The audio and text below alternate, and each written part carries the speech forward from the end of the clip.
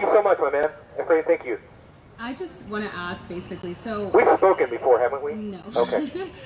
But I have a question. So, you know, I grew up in a Christian church. I come from the Christian faith. Yeah.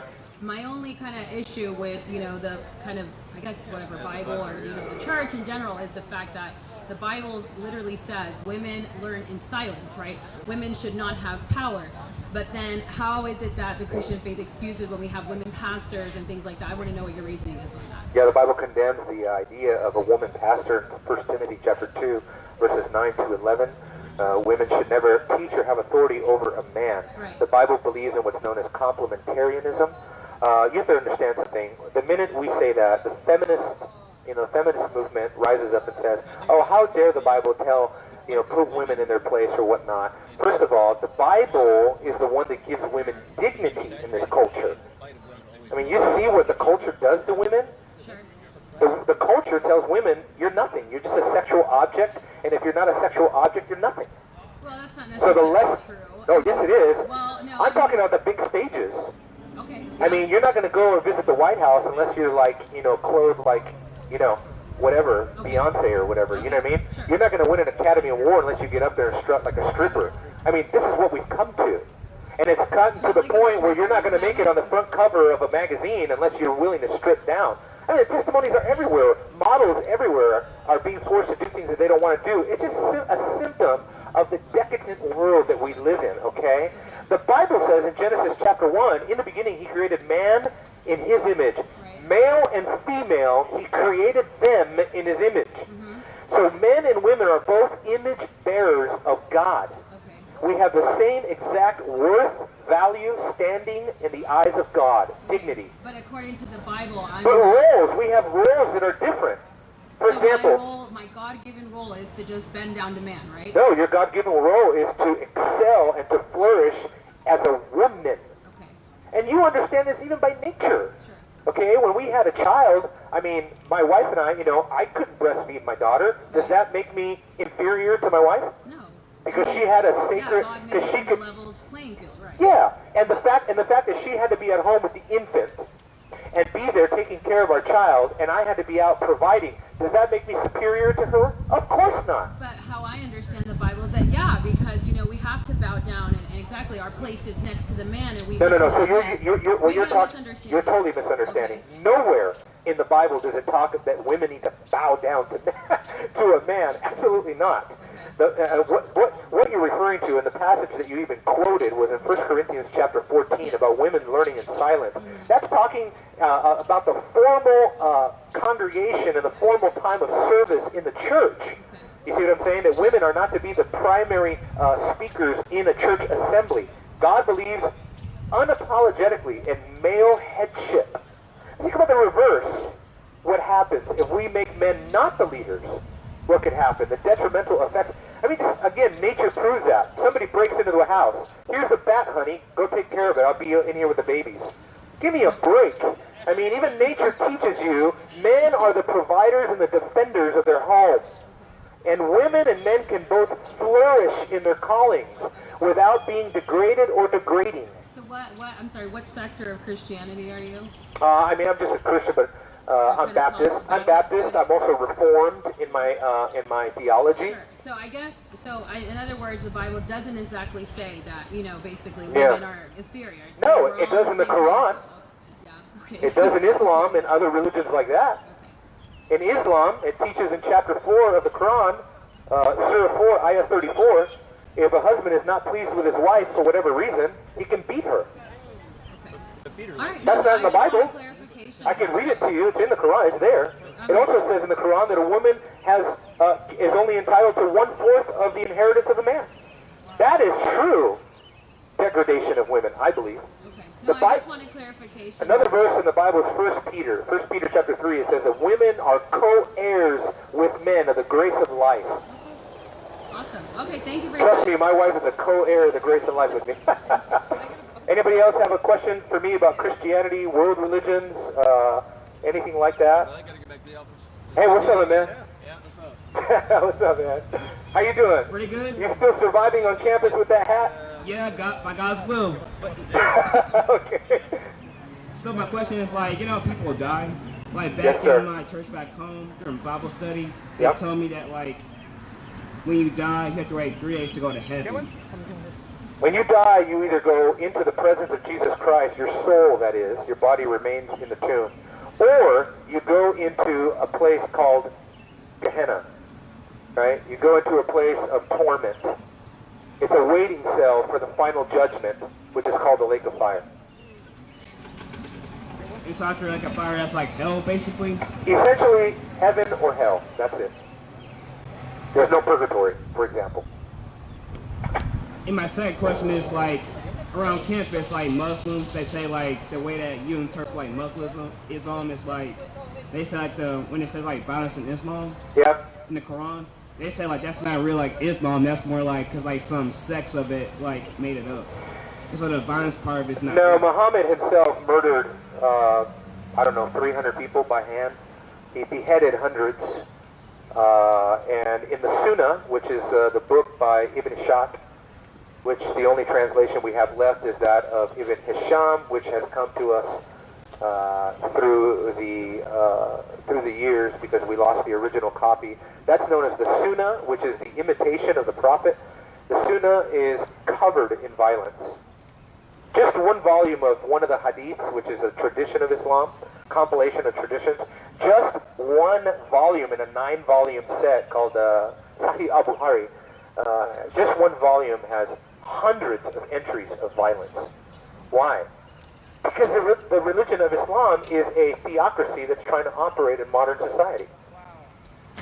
Why don't you have that in Christianity? Because the theocracy of Israel expired, number one. Number two, the theocracy of Israel was never meant to be conquest. Israel was never told to go anywhere and conquer anyone. They were only supposed to defend the promised land. Islam says in chapter 9 of the Quran that Muslims must fight in the way of Allah, that's jihad, until there is no other religion but Allah. What do you think that means? Eradicate all religion until there's nothing left but Islam. And you all need to, there's a Muslim gentleman here just a minute ago, he's really angry at me but they never come to the microphone because they know the things I'm saying are true and it's indefensible. Because in Islam, you are either in the house of Islam or you're in the house of war.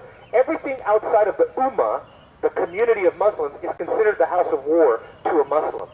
You guys better wake up to this. Texas is the #1 state in the nation leading the country in mosque construction. Hello? There's over 250,000 Muslims in Texas alone. There are people in Islam, there are Muslims in America right now practicing Sharia law who don't care about American law. Every time you see a hijab, that is Sharia. I see Muslims that come out here and they do tables and they pass out literature. That's called dawah. That's called propagating Islam. And I've seen them where they draw henna on girls' hands and they have henna art going. And I've stood by a booth where a Muslim girl, challenged a student on campus and said, why don't you wear a hijab for the day? You know what she's telling her? Why don't you obey Sharia law for the day? And you know what the girl's like, really? You think so? You think I look pretty? Hey, Yes, do you have a ma'am. microphone for a reason? I mean, is this so that people can dialogue with Yeah, you? it's for rational, cogent, respectful people. I am rational and cogent, I And you promise can ask and talk about anything you'd like. I only have a minute because I'm off to a committee meeting. Oh, no. I will tell you that I tend to believe that breeding hatred and suggesting that people are ignorant because of the basis of their religion, coming from any religious point of view, frankly, is not helping the world. You are not breeding peace by suggesting that other people are incapable of peace. So, like I said, I'm off to a committee meeting, but I don't think that what you're doing right here, right now, is actually creating a better world. So, Thank you for your ideas. Many people think that we can just merely coexist. Well, ma'am, next time you have some time, why don't you fly over to Saudi Arabia and try to coexist? If you walk around looking like that, I promise you, you won't be coexisting for long. Because she is in an American sort of bubble of reality, Disneyland kind of bubble. She thinks the world is like this. It's not, folks. Take it from a person who's traveled all over the world, who knows how different cultures are like, who just came back from the Middle East, and I can tell you right now that you cannot operate in 90% of the Middle East in the freedoms that you have here in America. Are you kidding me? Girls walking around the way they're dressed here, you would be immediately assaulted and pulled aside, and you would be assaulted in Europe. That's right. There are places in Europe, I have friends there in Europe, they're not even allowed to go because they're practicing rogue Sharia law and they're enforcing it in the streets. You will get beaten there. Just Google it right now. Woman in Europe gets beaten by Sharia enforcers. I mean, you can find that all over Europe right now. Just Google it. If you have a question or comment for me, the microphone works. I can't talk off mic because then no one hears what I'm talking about. But see what I'm saying? Islam is just, and I bring my Quran on campus. It used to be, some days, used to be Islam days. I'd be surrounded by Muslims, and I love it because I get to share the gospel with Muslims. Something happened, and they all communicated, and they stopped coming because they don't want me to expose what the Quran teaches, number one, and also the fact that, and I understand this because unless you've studied it, most Muslims don't know much about the Quran.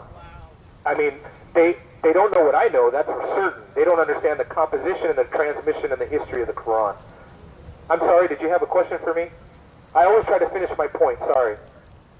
I'm doing multiple things at once. I'm talking to you, and I'm talking to 100 other people. So your call, so pull the microphone way up.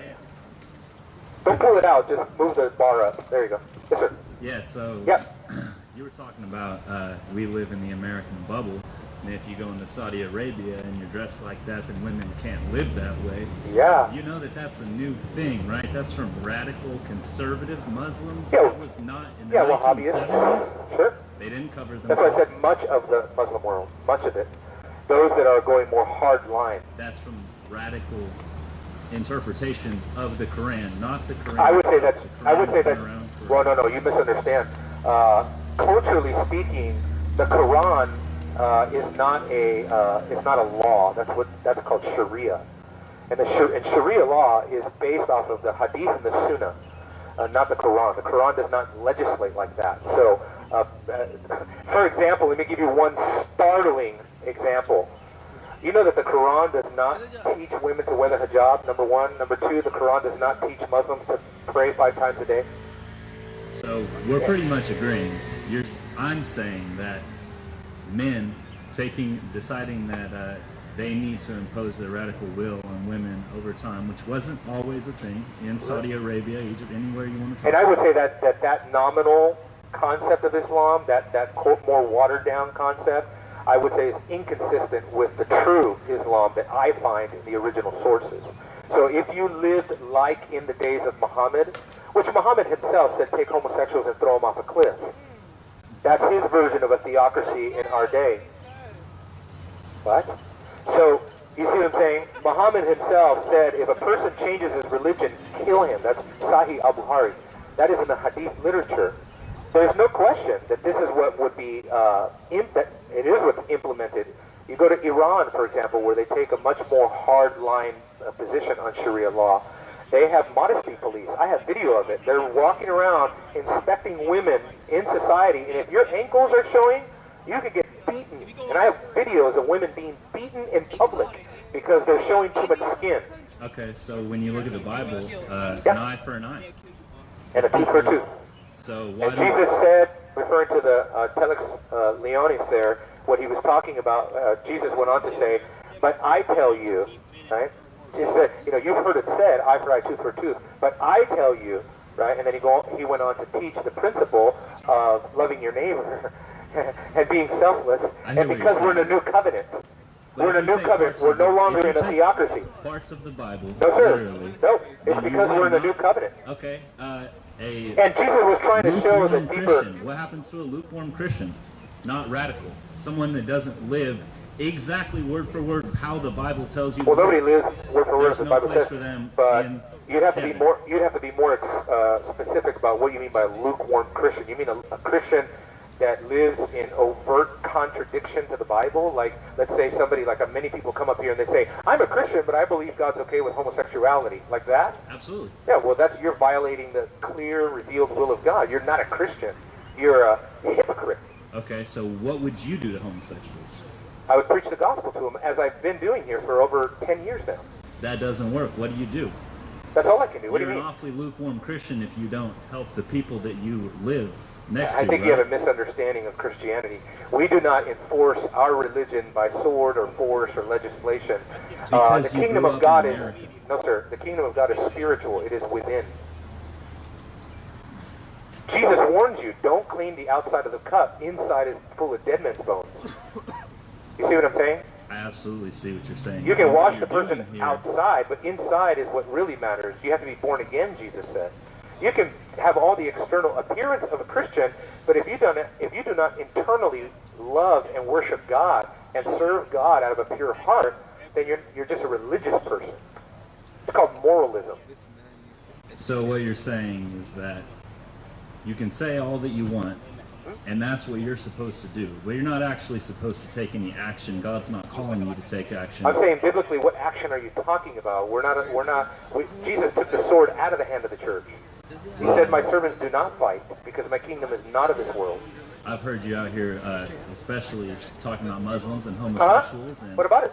It's a sin. Hatefully to all these people. No, it's not hateful, it's just truth. You conceive it as hateful because you've been conditioned, I believe, by a culture that tells you that anytime you disagree with anybody else's worldview, you're hateful.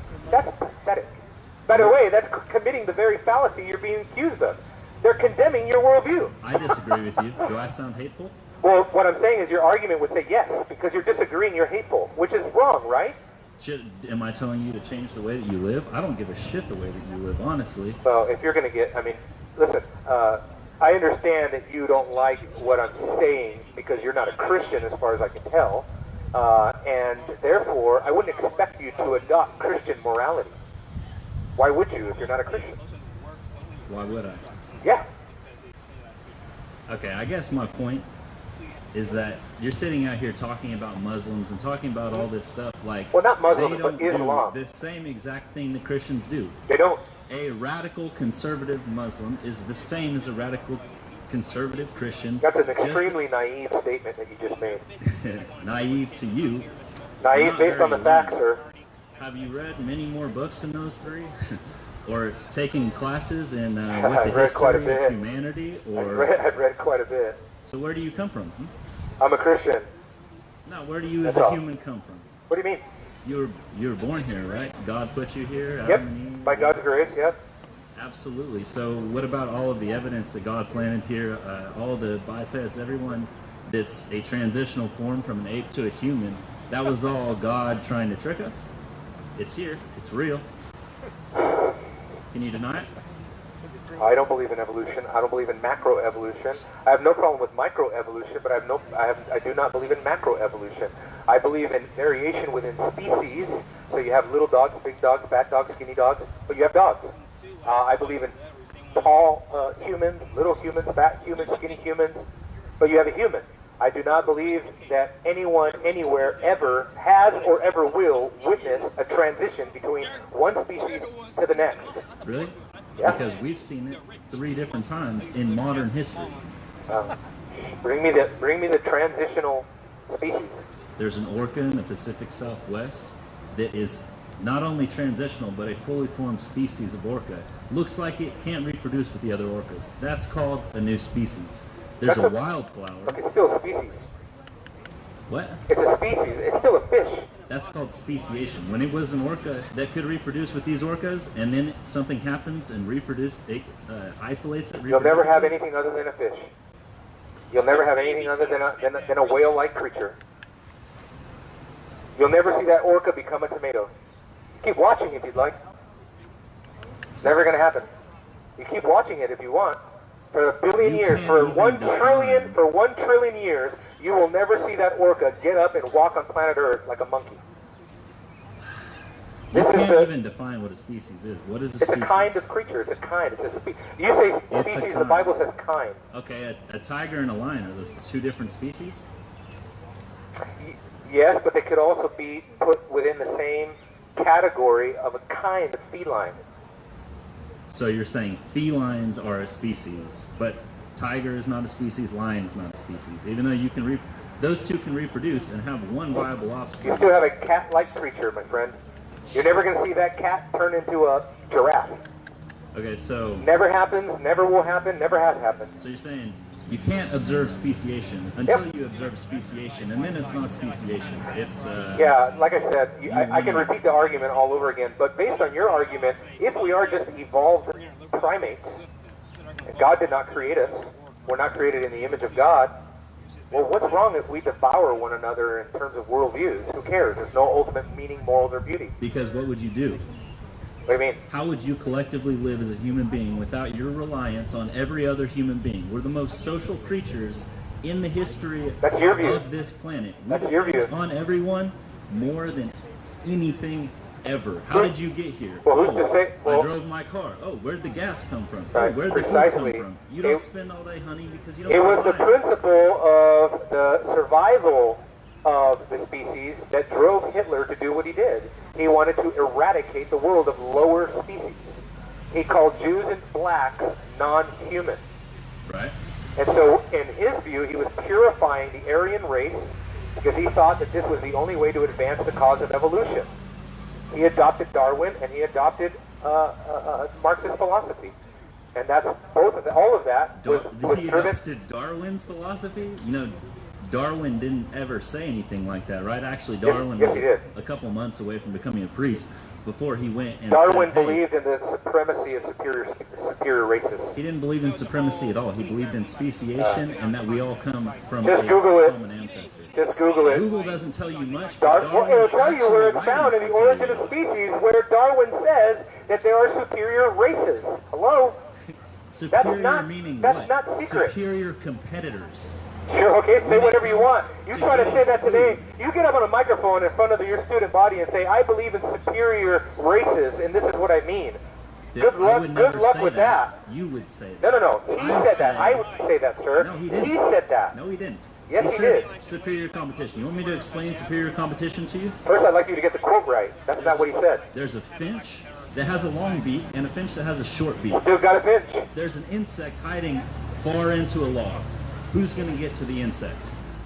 The one with the long beak, because it's a superior competitor. Uh-huh. That's the only superiority Darwin ever talked about. He didn't say whites are better than blacks, Muslims are less smart than whites. He never said a single thing like that.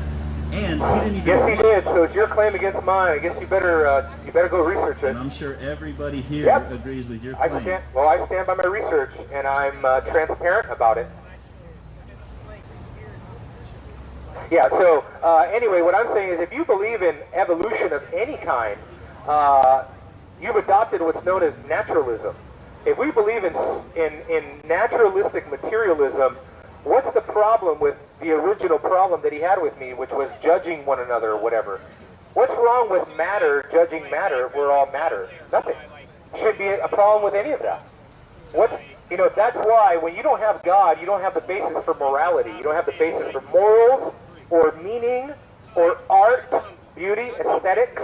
You don't have the basis for any of those things. And he proved it to me yet again, because in adopting a radically materialistic worldview, he cannot account for why he is a moral, rational, cognitive creature. Why do we have the laws of logic if all we are is just matter in motion? Where does logic come from? Where does reason come? Where does dignity come from? If we're just matter in motion, why can't we take an infant and a potato and smash them both on the ground as equal propositions? What's wrong with that? Because we know that an infant has inherent, transcendent, intrinsic value, and a potato or a tomato does not. Not on the same level, at least. Where does human dignity come from, if not from God? If we assign it to ourselves, then we can assign it however we want. We can do what Darwin did. We can believe that some races are superior to others. That's what Hitler said. And so Hitler believed that Jewish people and black people were not human. Why? Because to him, evolution was true. And yet you are being taught evolution every day at this college. But they will not tell you the dirty little secret that it's precisely this form of Darwinianism that led to things like Nazi Germany. That fundamental worldview, survival of the fittest, superiority of species, of races, that is the problem. And so, anyway, like I was talking about earlier, I was doing quite a bit of expose out of the Quran. I think it's important. I really do. I think it's important because I think most students on this campus are completely asleep as far as the Muslim threat that you are facing, that I am facing, that the West is facing. If you don't understand the Muslim threat, you are totally deceived as to what is going on all around you all the time. So how risky is the threat, though? What's that? How risky is the threat? Like the... Ask that question on the microphone so people can hear you. Let me put this down. I'm short, so in your opinion, how risky is the threat of like Islam to America? How great is the threat? Yes. Very great. Never forget, you heard it here first, my friends. Silent jihad is greater than violent jihad. What is violent jihad? Violent jihad is 9/11. Violent jihad is Muslim who takes matters into his own hands and snaps. Sri Lanka? He mows people down in a car. He stabs somebody or beheads somebody at work. That's violent jihad. Silent jihad is 10 million times worse than violent jihad. How do you know that? Because through silent jihad, now we have multiple Muslims represented in our Congress, in our halls of our political offices in our country, who are observing Sharia law in their office, who are bowing down 5 times a day, bowing down to Mecca. You have a congresswoman who wears her hijab publicly, and when she does that, she is obeying Sharia law. She is not obeying American law. She has transcended American law. What's the problem with that? Let me give you guys are students. Does anybody know what the MSA is? MSA? Anybody hear of the MSA? Muslim Student Association. Here on this campus, there are more MSA groups on college campuses across America than Republican and Democrats combined. The Muslim Brotherhood is funding the MSA all across America. Who is the Muslim Brotherhood? The Muslim Brotherhood is a terrorist organization originated in places like Cairo, Egypt, and they have a very clear plan, and that is to have Islamic global domination in 100 years. Very simple to them. In their view, they just got to wait a little time because Western democracies are stupid. Well, there's a Look at free Europe. seat over there. It's not the most comfortable, but Do you understand that Europe is gone? Sociologists have concluded Europeans are having 1.5 kids. That is beneath the necessary birth rate to sustain a society. Muslims are having anywhere from 4 to 6 kids. And they're immigrating faster into Europe than any other place. My friends, Europe has fallen. It is over. I have a missionary friend in Germany. I was at 100%. I've been There are 1 million Muslims in Berlin. Yeah. 1 million. What if there were 1 million Muslims in DSW? Can you imagine? That's 1/7. That is 1/7 of the entire population. 1 out of 7 people is a Muslim who is obeying Sharia law. And what are they doing in Germany? What are they doing in Europe? They are adopting Sharia, and they are enforcing Sharia. They are not observing European law. They hate it. Did you guys see Notre Dame that was burning the other day? You saw that? Yeah. Muslims were on websites on Twitter saying, we don't give a rip about your cathedrals. We want to see all of them burn. And Europe is a precursor to what is happening in our own country. Do you guys know that when Barack Obama was in office, Valerie Jarrett, who was head of immigration, is a Muslim? Do you know that John Brennan, who was the director of the CIA, converted to Islam in Saudi Arabia and was, think about it, in the office, the director, headquarters, CIA, in his office, bowing down to Mecca? What's going on here? Congressman Keith Ellison is a staunch supporter of Islam and Sharia, and he believes in all of it. I'm telling you, we have to wake up to the consequences of worldviews before it's too late. Even at a common grace level. But the only answer to all of it is the gospel of Jesus Christ. That's the only answer. There is no other answer. Yeah. I have a professor, she wears hijab, so she like following like Sharia law basically. Yes, sir. So that's a good thing or bad thing? Terrible thing. I don't want Sharia law because Sharia law says that every person who's not Muslim has to be a dhimmi. You know what a dhimmi is? Dhimmitude? Dhimmi means you have to submit yourself to Sharia law and you have to pay a tax for Muslims to protect you. In other words, what that suggests is that we are inferior in every way. So Yeah. It's like a Hitler mentality basically. That's why Hitler and Muslims were such good friends. You had the Grand Mufti of, I think it was Turkey at the time, who was best friends with Hitler. Just look it up on YouTube. Hitler and Islam. And you will watch video after video after video of German soldiers converting to Islam and bowing down to Mecca by the hundreds. Have you ever seen that in your classroom here? Nope. Yeah, that's right, my man. Make America great again. I just got in your hat, man. I think it's remarkable that you survive on campus with that hat, but good on you, man. Good on you. Any questions or comments?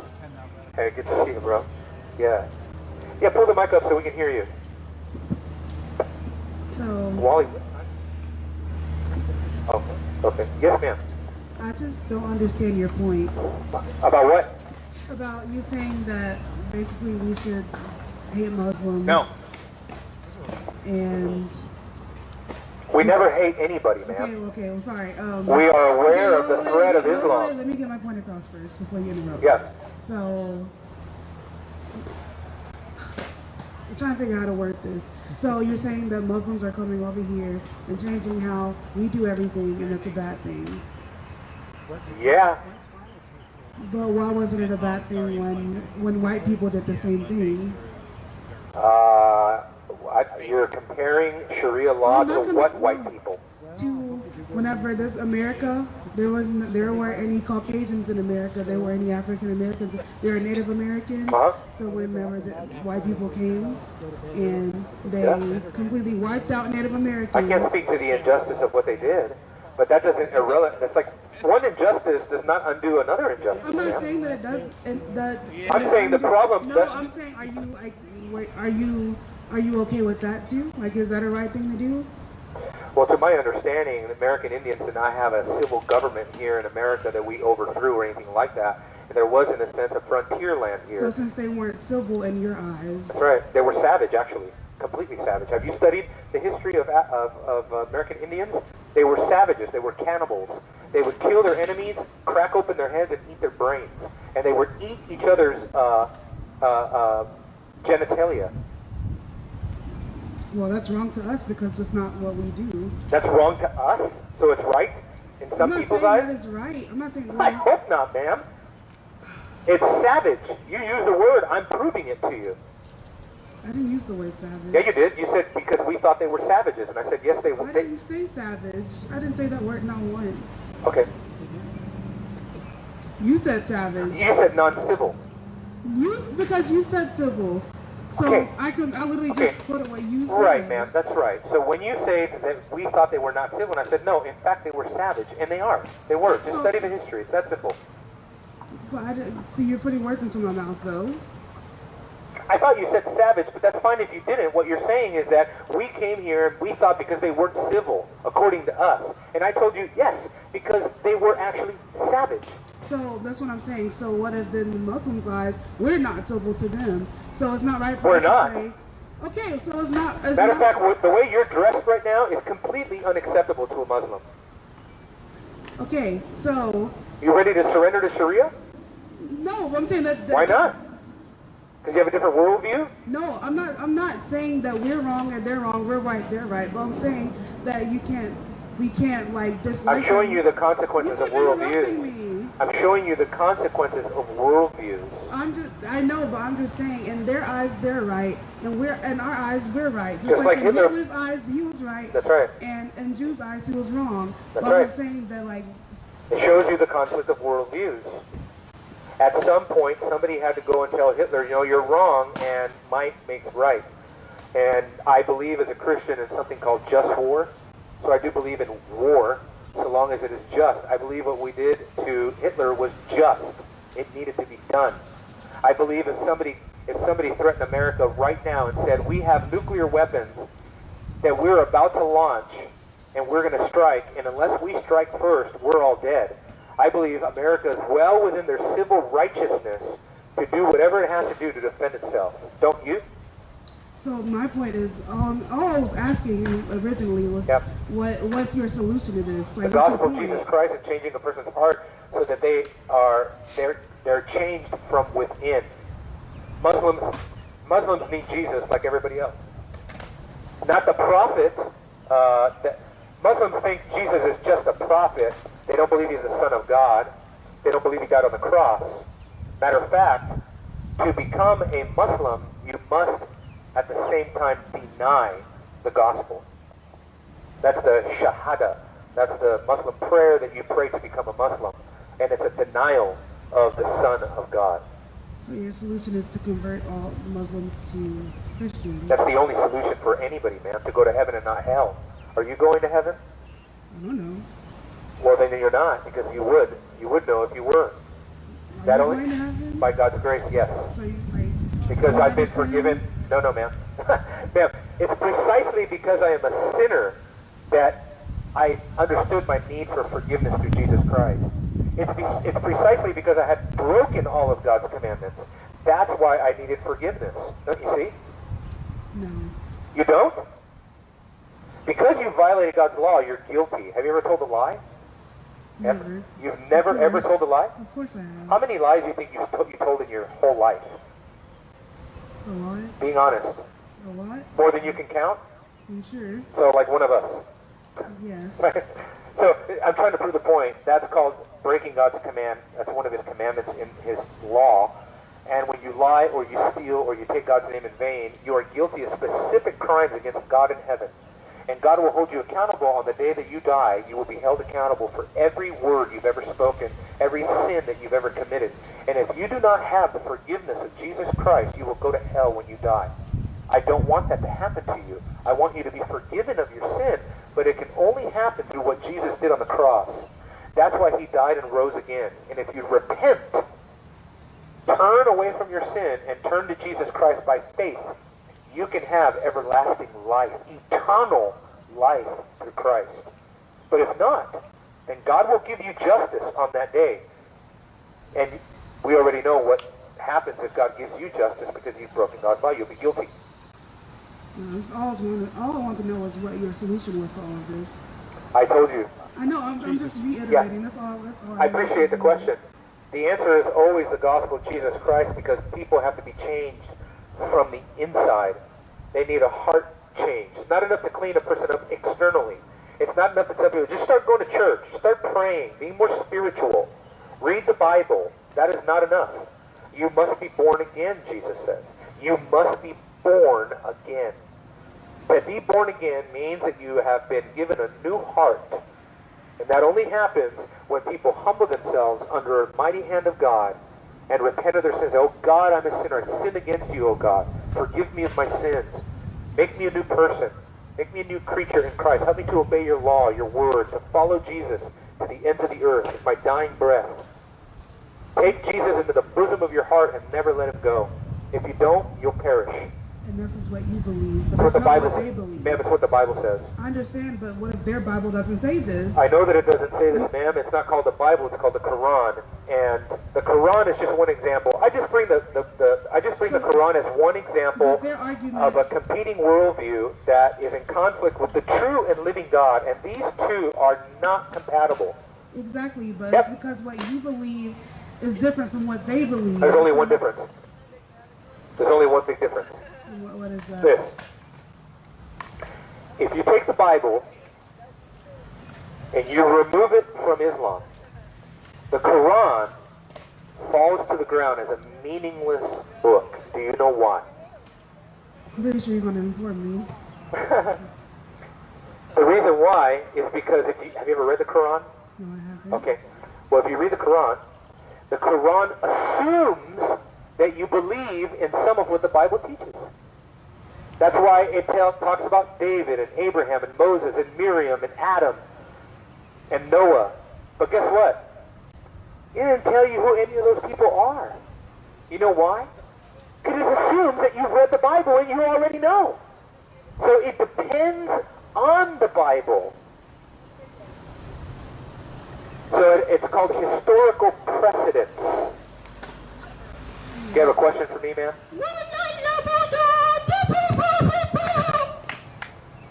Wow, what a weirdo. They let people like you into this college?